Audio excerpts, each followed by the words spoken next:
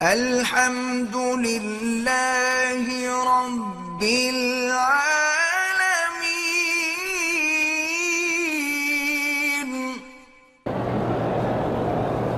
میری بیوی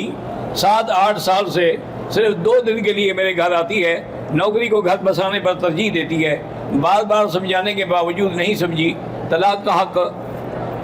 استعمال کرتے ہیں، گناہ گار نہیں گناہ گار نہیں ہوں گے۔ جب آپ کے حقوق کی ادا نہیں کرتی تو ایسی بیوی کو رکھنے کی کیا ضرورت ہے؟ تو اللہ قبول بھی فرمائے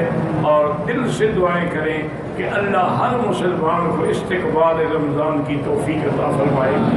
اللہ رمضان کے برکات و ثمرات نصیب فرمائے۔ اللہم ارزقنا برکات رمضان و ثمرات رمضان و صیام رمضان و قیام رمضان ایمانا و احتسابا،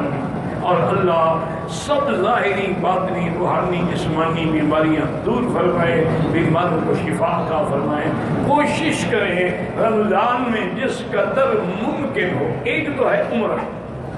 اللہ ہم سب کو توفیق دے کہ رمضان المبارک میں عمرے کی ادائیگی، اور دوسری عبادت جو ہے رمضان المبارک میں تراویح جو ہے وہ سنت مؤکدہ ہے، مرد ہے عورت ہے سب کے، کسی کو بھی معاف نہیں، اور افضل یہی ہے کہ 20 رکعت تراویح پڑھے تاکہ ساری حدیثوں پہ عمل ہو جائے، اور اسی پہ صحابہ کا بھی اجماع ہے، حضرت عمر کے زمانے سے لے کر آج تک الحمدللہ حرمین الشریفین میں ہمیشہ 20 رکعتیں پڑھی گئی، اس لیے کسی پہ اعتراض بھی نہ کیا کرے اور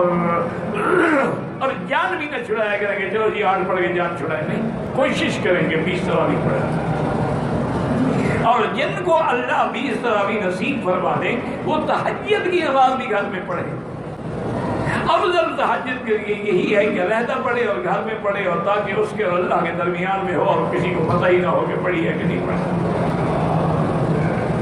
اور اسی طرح رمضان المبارک میں یعنی روز عمرہ اور اس کے بعد جو ہے تراویح سنت مؤکدہ، اور کوشش کریں رمضان میں قرآن زیادہ سے زیادہ پڑھنے کی، کیونکہ شہر رمضان جو ہے یہ شہر قرآن ہے، اللہ نے قرآن اتارا ہی رمضان میں ہے۔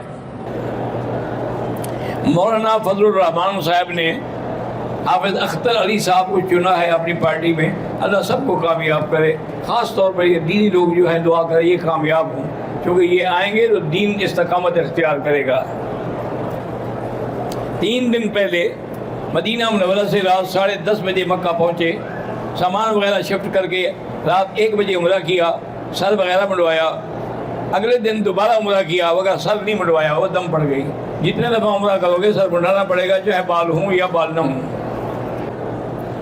بے خبری کے عالم میں کبھی گھر سے باہر نہیں نکلا،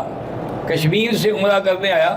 طواف صفا مروہ کیا اور حلق کے بجائے داڑھی کو کینچی سے کاٹا، ماشاءاللہ دم بھی پڑ گئی اور توبہ بھی کرو،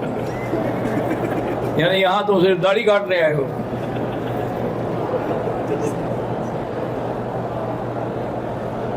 مرنے کے بعد انسان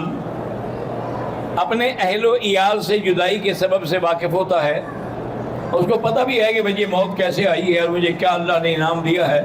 تو وہ کہتا ہے کہ یا اللہ یہی خبر جو ہے میری باقی برادری کو بھی پہنچ جائے کہ اگر ایمان پہ موت آئے تو پھر تو قبر میں مزے ہی مزے ہیں۔